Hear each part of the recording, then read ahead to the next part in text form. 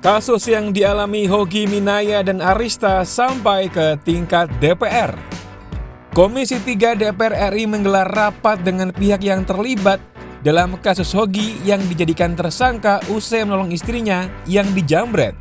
Rabu 28 Januari 2026, Komisi 3 DPR RI menggelar rapat bersama dengan para pihak yang terkait dalam kasus Hogi Minaya yang menjadi tersangka setelah menolong istrinya yang dijambret. Ketua Komisi 3 DPR RI Habibur Rahman membuka pertemuan dengan pernyataan kekecewaan dalam penanganan kasus tersebut. Ia bilang, logika sudah terbolak-balik. Ini kita hari ini benar-benar dalam situasi memprihatinkan. Ya, di tengah tuntutan masyarakat, reformasi kepolisian, reformasi kejaksaan, reformasi pengadilan, kami sangat menyesalkan terjadinya peristiwa yang menimpa Pak Hogi ini. Sebenarnya ini kita kasat mata, Pak. Kasat mata bahwa penegakan hukum yang dilakukan Polres Sleman, Kajari Sleman itu bermasalah. Ini publik marah, Pak. Kami juga marah. Gitu. Sulit sekali, Pak, situasinya, Pak. Kita ini mitra, Pak. Bagus mitra, bagus kami. Mitra jelek, kami ikut jelek. Gitu kan.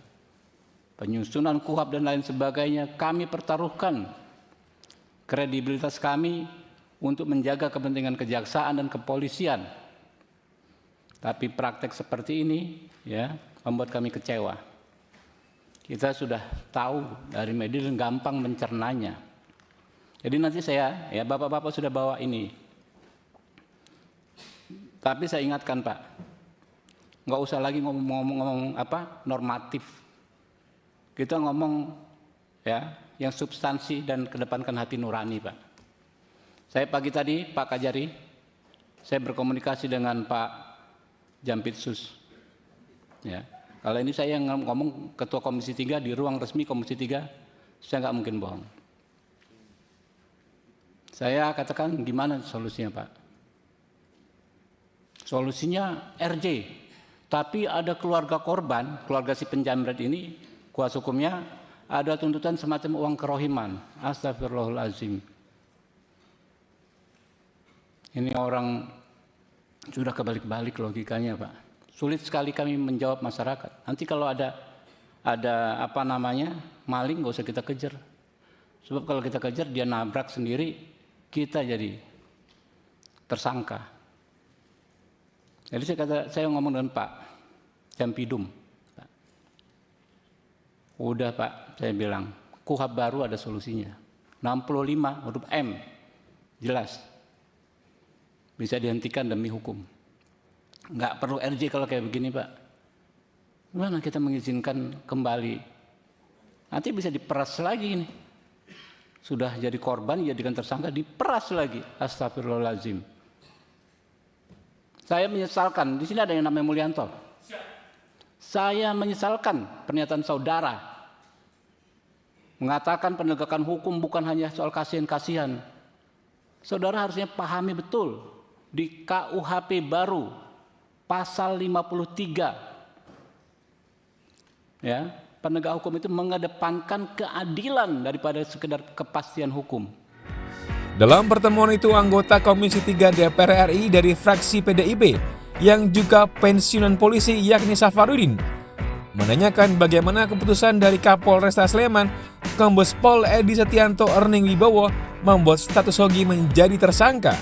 Di KUHP yang lama. Tapi KUHP yang baru juga ada, Pak. Di pasal 34 coba Bapak baca berulang-ulang. Dan itu curas, Pak, bukan pencurian biasa. Pencurian dengan kekerasan yang resikonya tinggi sekali. Masih lumayan Bapak suaminya mau mengejar dengan punya keberanian yang cukup, Pak. Tidak semua orang mau mengejar. Nah, di dalam terjadinya pengejaran itu terjadi suatu kecelakaan begitu. Ya sudah selesai, tersangkanya meninggal dunia. Tidak ada lagi RJ. Nah kalau Bapak RJ, tuntutannya itu nanti karena dia merasa pede. Persyaratan RJ Pak harus ada kesepakatan kedua belah pihak. Ini persis sama dengan yang di Jambi, Muaro Jambi. Jadi pede itu yang pelapor itu jadi merasa percaya diri, jadi bisa membuat angka yang cukup tinggi nanti Pak. Terjadi lagi pemerasan di situ. Purnawirawan polisi lainnya yang juga anggota Komisi 3 DPR RI Rikwanto dari fraksi Golkar menyoroti pasal-pasal yang diambil dalam kasus Hogi Minaya. Di sini kan ayat 4-nya ya, meninggal dunia ya. Tapi unsur pasalnya kan karena lalainya, karena alpa. Kalau mau jujur, nggak masuk unsur pasalnya. Kalau lihat peristiwanya itu bukan lalai, bukan alpa, memang ditabrak, memang dipepet. Nggak ada lalai, nggak ada alpa di situ. Berarti ada upaya paksa untuk menghentikan dia. Nggak kena pasal 310 itu. Makanya nggak masuk pasal lalu lintas itu dan tidak ada peristiwa lalu lintas di situ. Yang ada peristiwa hot pursuit kalau Islam meminjam bahasa modernnya lah, pengejaran itu. Ya, satu kasus, satu peristiwa. Jadi satu pasal yaitu penjambretan dan satu kasus yaitu peristiwa penjambretan. Tidak ada kasus lalu lintas di sini. Ya, satu rangkaian itu.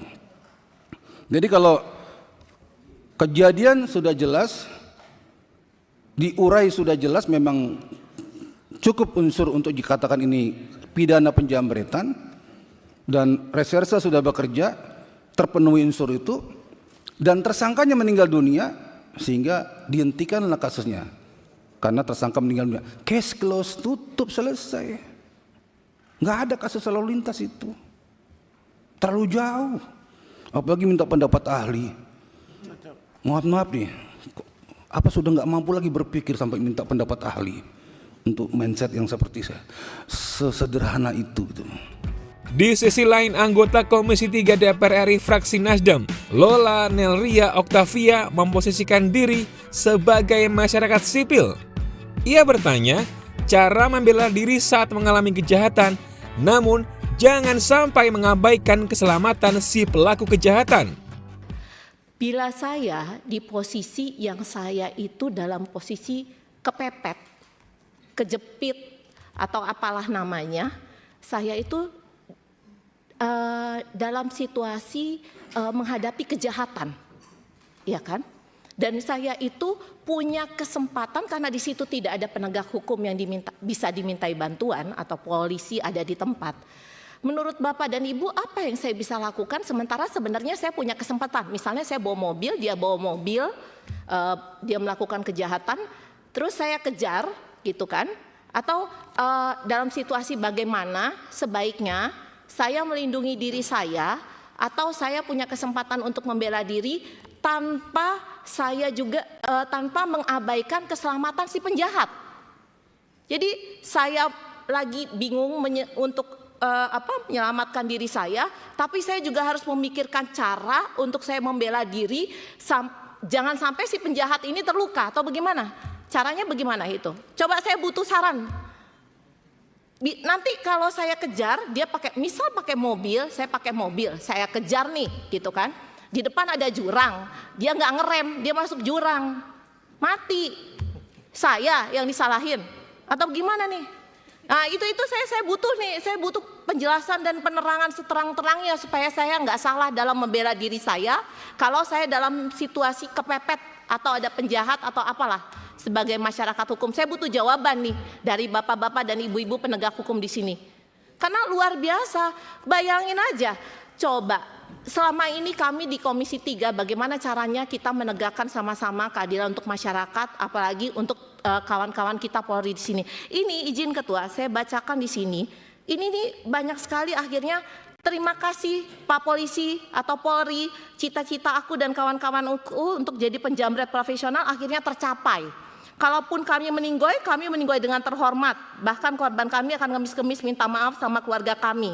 Sekali lagi terima kasih Polri sudah memberitahu kami bahwa profesi jambret adalah profesi mulia di mata hukum. Coba, memalukan kan seperti itu. Dalam rapat tersebut, Kapolresta Sleman Kombes Pol Edi Setianto Erning Wibowo meminta maaf dan mengakui kesalahannya dalam menangani kasus Hogi yang menjadi tersangka karena membela istrinya. Mohon maaf apabila dalam penanganan kami ada yang salah. Karena kami tadi pada saat paparan kami sampaikan bahwa apa yang dirasakan saudara Hoki itu sama sebenarnya yang kami rasakan, hanya kami pada saat itu hanya mau melihat kepastian hukum, ya. Namun rupanya penerapan pasalnya kami mungkin kurang tepat. Pada kesempatan ini kami mohon maaf kepada seluruh masyarakat Indonesia dan utamanya kepada Pak Yogi dan Ibu Arsita. Menanggapi ramainya nama Kapolresta Sleman Kombes Pol Edi Setianto Erning Wibowo yang menangani kasus Hogi yang kemudian mendapat kritik dari DPR dan juga masyarakat, Kapolda DIY Irjen Pol Anggoro Sukartono menegaskan telah menonaktifkan Kapolresta Sleman Kombes Pol Edi Setianto Erning Wibowo dan juga Kepala Satuan Lalu Lintas Polresta Sleman AKP Mulyanto. Keduanya akan diperiksa oleh Bitpropam Polda DIY. Saya selaku Kapolda Daerah Istimewa Yogyakarta telah menonaktifkan Kapolresta Sleman Kombes Pol Edi Setianto terkait dengan temuan hasil audit dengan tujuan tertentu yang dilakukan Inspektorat Daerah dipimpin langsung oleh Pak Irwasda. Ditemukan adanya dugaan pelanggaran terkait dengan pengawasan yang tidak dilakukan oleh Kapolres. Jadi karena tidak dilakukan pengawasan dalam proses penegakan hukum terjadi kegaduhan, ketidakpastian hukum yang terjadi saat ini di tengah masyarakat dan menjadi pemberitaan sehingga menurunkan citra Polri. Untuk itu hari ini sudah saya nonaktifkan pada pukul 10. Serah terima tanggung jawab kepada saya dan saya telah menunjuk pengganti pelaksana harian Kapolresta Sleman Kombes Pol Rudi yang sekarang sebagai Dir Narkoba. Terkait dengan Kasat Lantas, hari ini juga akan dilakukan penggantian, sedang dilakukan terkait juga temuan dari hasil rekomendasi audit dengan tujuan tertentu. Diduga ada pelakuan pengawasan yang tidak dilakukan oleh Kasat Lantas sehingga dalam proses penyidikan Laka Lantas menimbulkan ketidakpastian hukum dan kegaduhan di tengah masyarakat. Itu yang perlu saya sampaikan pada kesempatan kali ini.